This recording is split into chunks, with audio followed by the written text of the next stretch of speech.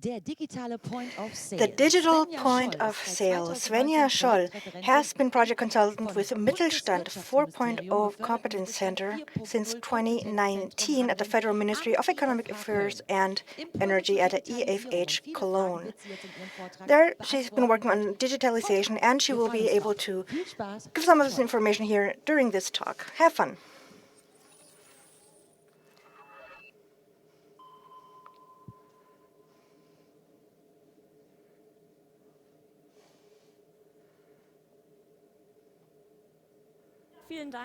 Well, thank you.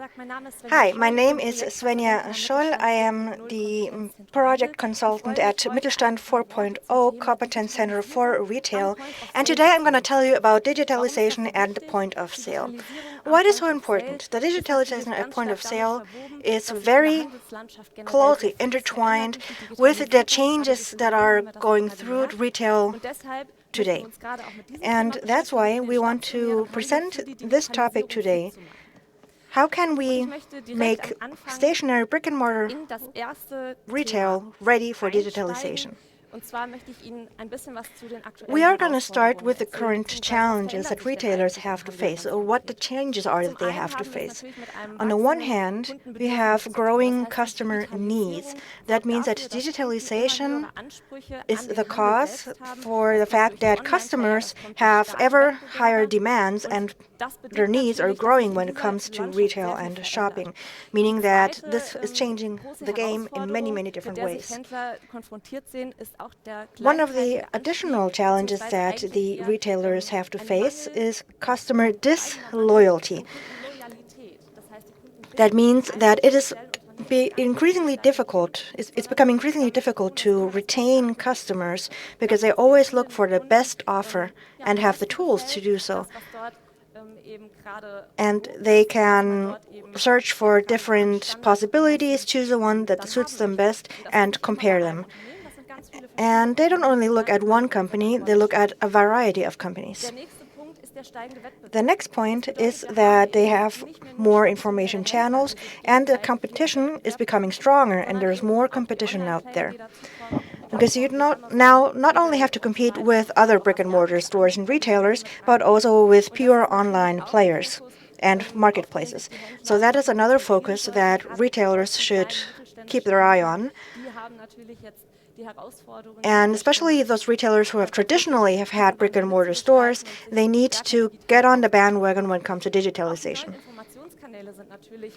I already mentioned before that we have new information channels, meaning that now our information does not only come from specialist stores, but we can also find a lot of information online in social networks, for example, or on the internet in general. And that means that the variety of information channels that are available is huge now, and customers can find what they need from a variety of sources. Another challenge is a topic of new digital technologies. In this environment of digital change, customers use all kinds of devices, mobile devices, computers, and new technologies that take root in the mindset of the customer, and they can use this as an incentive to digitalize themselves as well. So stores and retailers should see this digitalization, these new technologies, as an added value more than a challenge.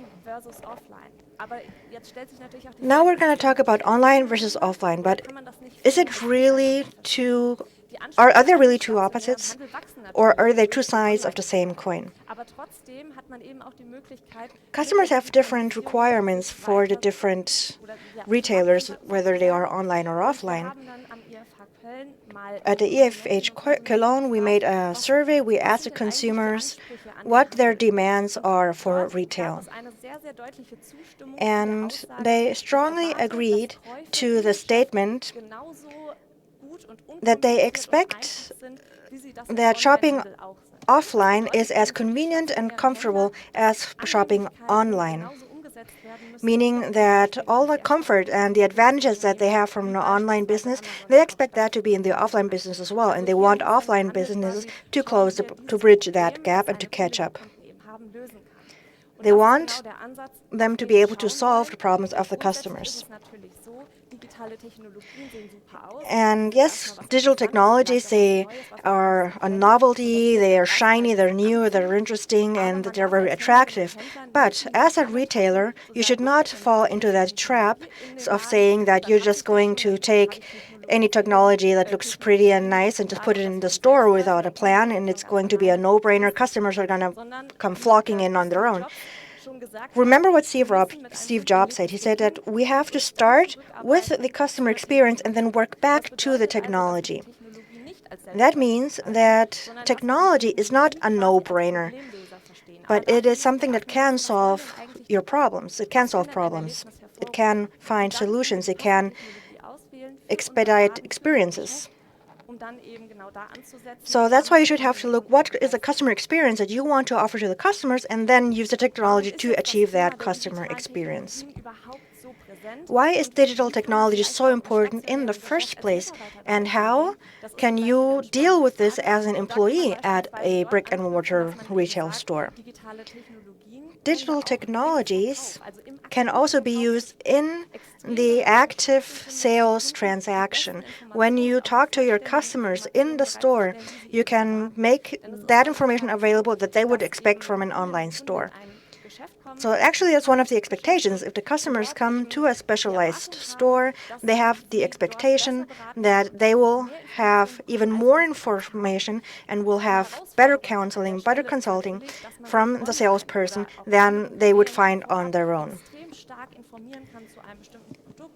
So that means that employees need to be very well informed on products, and the customers, they already have a very good base of information. And when they come to the store and they see all the assorted products, for the salesperson, it is quite difficult to bring all of this information to the point at a moment's notice. And that's where technology can help. They can help salespeople to access this information and then push sales. So if you see that in a practical case, let's say a person comes into a specialized store and says, I would like to have the newest Lego technology car. I'm not trying to advertise Lego or anything, but this is just a little example.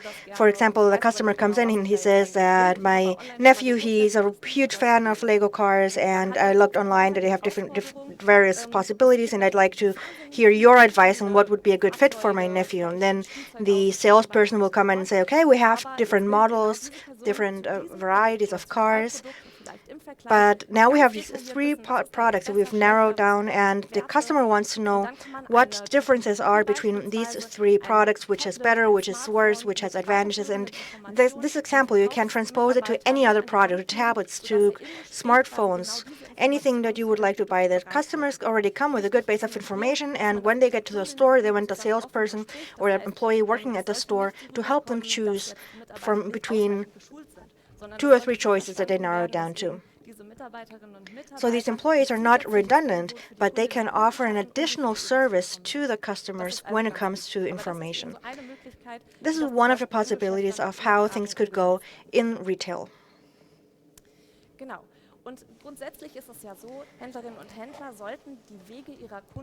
It is also very important for retailers to know the customer journey into the stores. How do the customers go from their homes to the stores? What is the process that they go through when they want to shop? What are the touch points, and how can we interact with the customer? Identify the touch points. Get in touch with your customers. We have many different touch points, but there are certain stations or certain phases of the customer journey. At the very first stage, we have the stimulus, the purchasing stimulus. The customer understands there's something that I want to have and I need more information. So the next step is that the customer will look for that information, perhaps in an online store or in the brick-and-mortar retail store, and in the best of cases, they would buy the product. And to finalize the customer journey, the store or the retailer should try to retain these customers with customer loyalty programs, for example. It is very important to tap into these touch points, because it is here where you can get into direct contact with the customer and provide them information about your products and about your company. And it is at these touch points where you can use digital technologies to enhance the experience.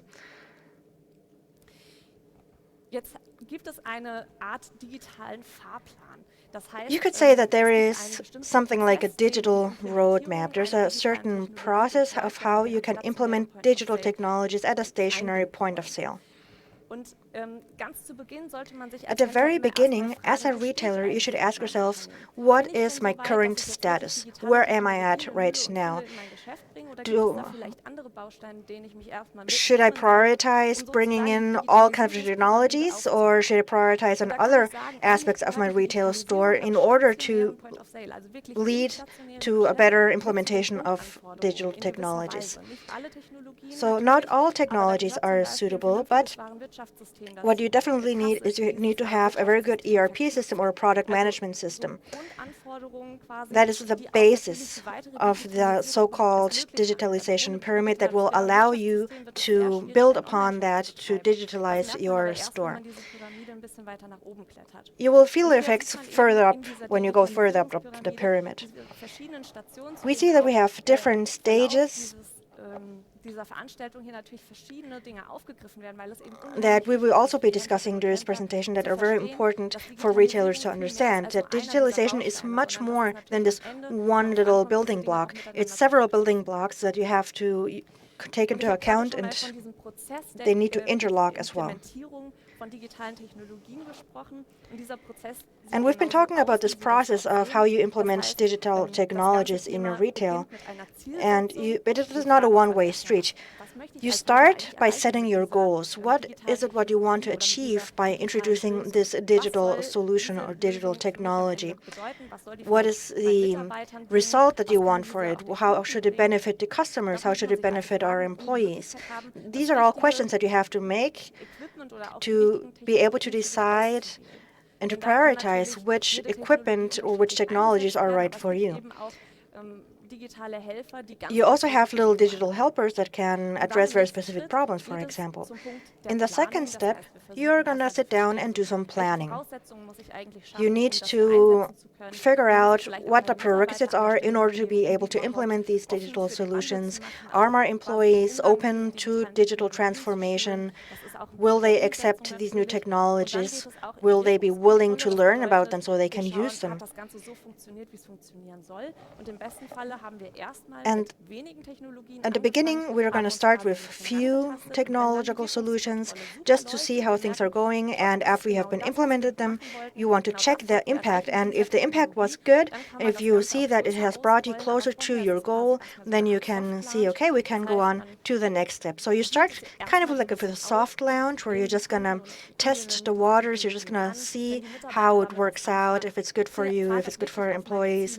Is it really helping me achieve my goals? And then you can readjust your planning. You go back to the planning step, do some readjustments, go back to implementation and see how you can advance step by step.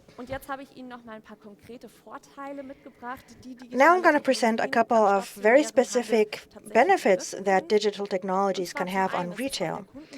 On the customer side, it means that they will have more information and services available thanks to these technologies. They will have a better overview of all the products that you have to offer. For example, you could have digital posters, digital advertisements where you can show different offers, or you can have a extension of your actual physical shelf as a digital shelf, for example. Another benefit is that you could individualize or customize your products. If, for example, you buy a piece of furniture, you can customize it because perhaps or you have toys that, for example, children want to have building blocks and they want specific colors or specific shapes or a specific number of cubes. Then you can customize the product as you would like it, instead of having to settle for what would be prepackaged. You can also see product availability. You can see product samples, so you can make yourself have an idea of what could be in your final package. And that is something that is available with online retail, and digitalization technology can help stationary stores to catch up with this. Product availability is also something that is very, very closely related to your product management system. A retail store may have some products on site, but also an additional assortment of products or additional products in general online. So you need an interface, because in the end, it would be really bad if the customer or the retailer says, okay, they have ordered an item and the item is not deliverable. And with digital technologies, you can visualize which products are available or not and then avoid these pitfalls. Another benefit is that digital technologies help customers to be more loyal to your store, because it is not something that is a standard right now, especially not in Germany. So it is going to be something where retailers can generate a benefit and added value for their customers. And all of this comes together in more convenience, in a more comfortable shopping experience, and shopping is really going to be an experience then. We are talking about gamification, which is especially important for children and the toy industry. Children, they grow up with digitalization. They are digital natives. They don't know anything else. From a very young age, they already know how to use a tablet, and that's exactly the age group or the audience that we want on our side. Of course, we also need to have the parents on our side, but that's our focus for the toy industry. When we look at the benefits for the companies, they can use these technologies to help and aid staff in their work. They are more visible, they're easier to find, for example, on Google or whatever search engine you prefer. And they also have the possibility, as a store, to present your products in a very flexible way, tailored to the customers. You can motivate customers to stay in the store longer than they would otherwise.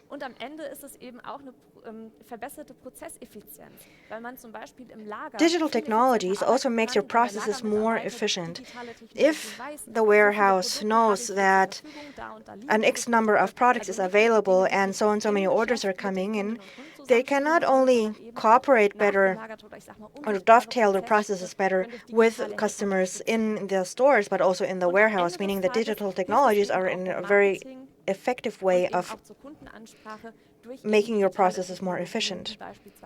You can also use digital technologies to put, for example, posters into and improve your marketing and address your customers. Now I'm just going to talk about a couple of things that you'd have to take into account. I'm not going to go into too much detail here because we don't have that much time to do this exhaustively. But I did give you an overview of the process, and this process will take time. Depending on how customized the solution has to be on site, if you're going to have a couple of tablets that are going to be available to the customer, or that's something you can do quite quickly, or if you need a very complex high-tech equipment or device, then you will take more time and you will need more budget, of course. So budget, yes, it is an important topic as well, because we're not talking only about the overheads, but we're just talking about one-time purchases and the overheads in combination. We also need to consider who's going to be responsible for what. If it's, for example, the CEO who says that something's going to do, these kind of decisions, they should never be done from top down. Employees should always be involved. The idea can come from the top, but everyone has to be on board. Skills and competences are also very important within your company. Not everyone is a technical native. Not everyone has a talent to work with technology. Do you have to bring help from outside to train your employees so they can use these new technologies? Another thing to consider are the contents and the messages. What is it that you want to communicate? How are you going to communicate it? Who is going to create these messages? Maybe you have a larger company company with an entire department for this, and sometimes you have small companies, especially small and mid-sized companies. They need to see where they can get the resources in order to do these kind of things, how they can create this content and send these messages out and produce these videos or whichever form this content may take. So you always have to consider where is the content coming from, who's going to produce it. Then, of course, you have to take into account technology itself. As I said, it's not a no-brainer. You can't just nilly-willy take any technology that is appealing to the eye, but you have to really decide what is the equipment, what is the device that will bring you closer to your goals. And then you also have the pilot phase. Once you have covered all the prerequisites, you go into the pilot phase to test it, to see how things are going. Do you have to do any adjustments? All of these things are things that you need to consider. Then it's also about how you implement the technology. Where are you going to place it? Is it going to be right by the door when the customers come in? Is it going to be at the exit when the customers go out? Is it near the cashiers? Is it going to be somewhere else in the store? There are many different strategies that you can apply and use, but there is an entire process of figuring out what is the right placement of these technologies within the store. And there are people that can help you with that as well. Something that's very, very important. You don't only have to check where your employees are at and be sure that they are willing to accept this technology and will implement it in the store, but you also have to check whether the customers are willing to interact with these technologies and that they can interact with these technologies as well. They have the ability to do so, because sometimes you have technical devices in stores and customers see them and are intimidated and they think, ooh, they're too complicated or it looks expensive, we should rather not touch it. So you should go for intuitive technologies where people can approach them and intuitively know how to use them. Basically, what you're doing here is that you're removing inhibitions.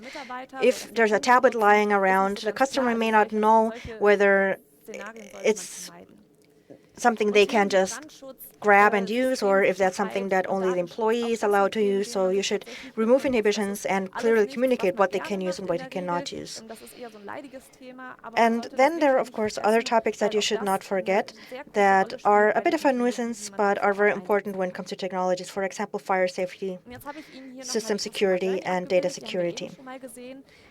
Here we have another representation of the customer journey with a couple of examples of how you can integrate digital technologies in the customer journeys. There are millions of examples that I could bring here, but I just picked out a couple of them that I would like to show you. Here, for example, we have a digital poster in the store window. It also is something that caters to the idea of sustainability.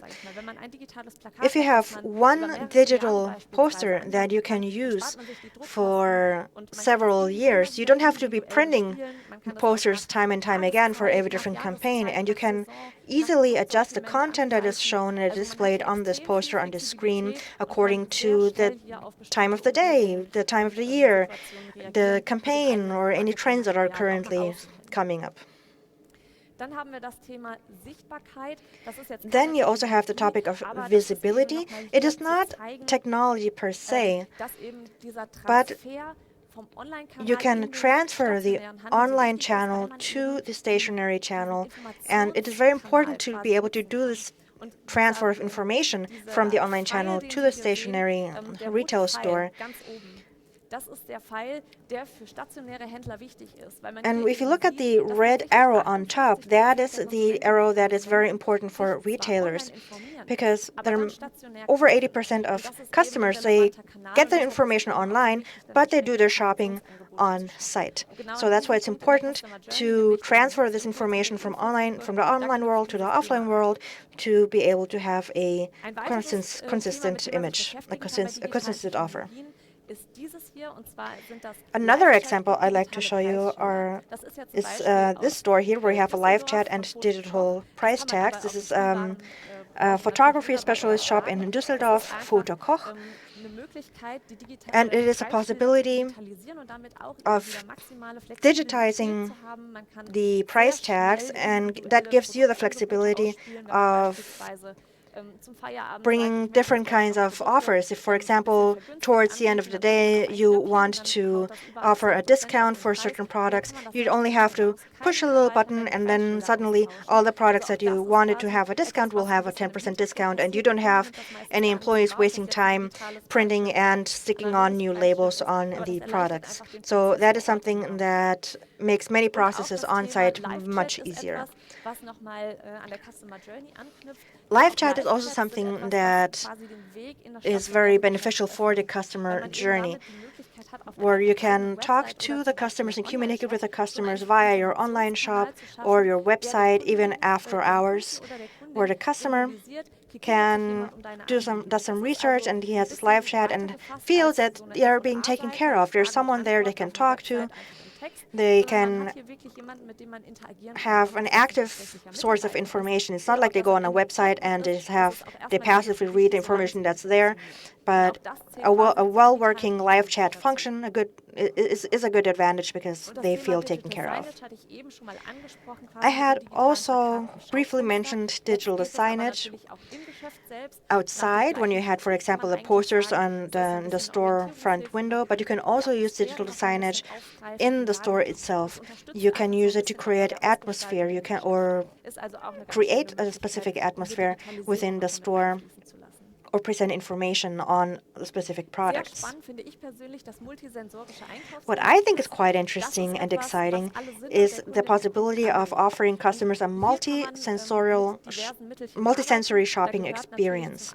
For example, if you go into a store, you can have specific music that can change depending on the context. When it comes to toys, for example, it could be children's songs or other kind of tunes that children know and love. And that would also support the idea of using aromas, for example. You could have certain smells going on in the background to make the customer feel comfortable in the store and keep the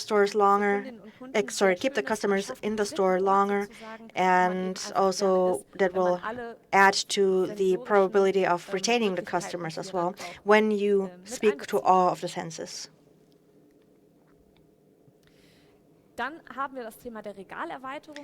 Then we've got the example of shelf expansions. That is especially interesting for very small stores that don't have much space, that perhaps you would not have the space to present or to showcase certain products. You could use this technology to extend your shelf and show different variants. This is very interesting, especially for very small stores in cities.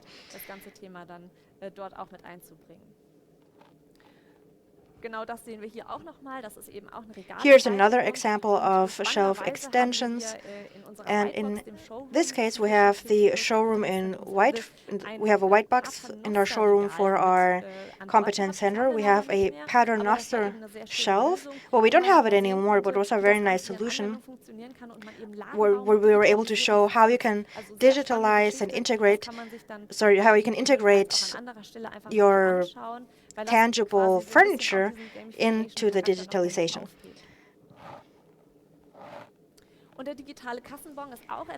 Another advantage, or a very interesting thing, is to have a digital receipt.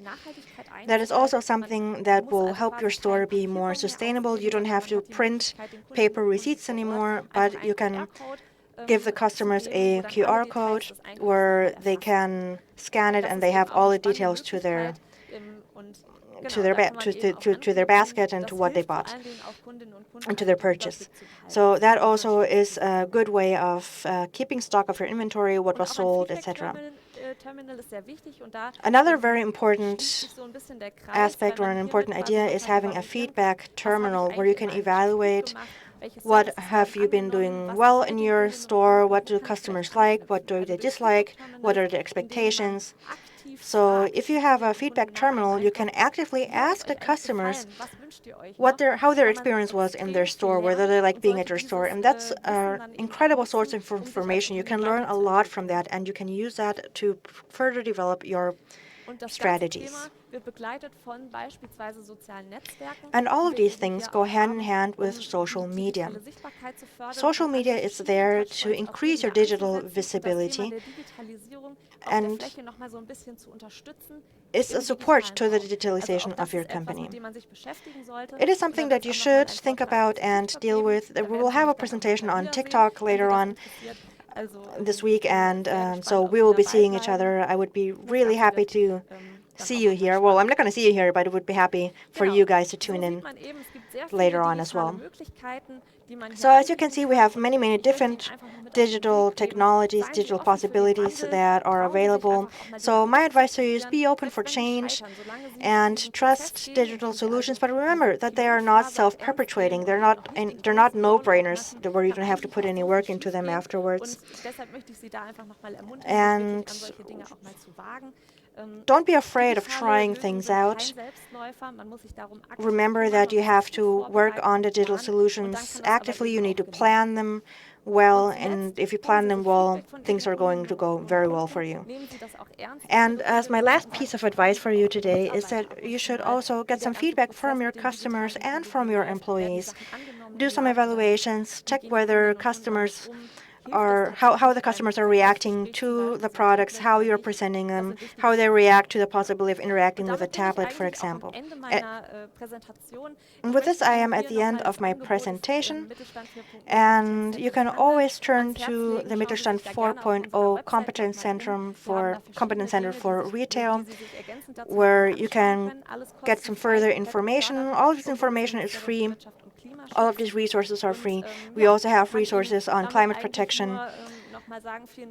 So thank you very much for your attention, and if you have any further questions, well, you can use the chat, and I can answer them now. And if you don't have any questions right now, you can always contact me. You can send me an email. Have a look at our webpage. It is very interesting. We have lots of interesting information and material there that you can use. So let's see if there are any questions. Thank you very much, Ms. Scholl, for coming here at the Toy Business Forum 2022.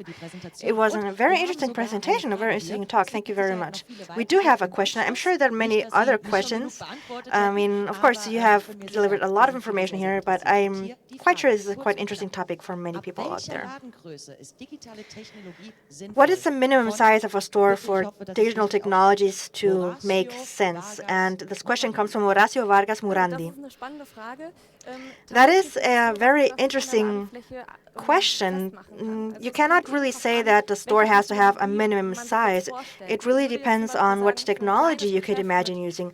A small store, maybe 100 square meter store, you could have for well, it would not be a good idea to have a wayfinding service because, I mean, it's a small store. You're not going to get lost in that store. But as I said, you could, for example, use other solutions that will help you with the space that you have. You could, for example, only have the best-selling products in your store and have a digital shelf where you can offer additional products that would not fit into your store. So I think that even if you have a small store, you can think, how can you use digital technologies to improve upon what you already have? Thank you very much. I think this question has been answered. And thank you very much for being here. Stay healthy, and I look forward to your other presentations during the Toy Business Forum 2022. See you later.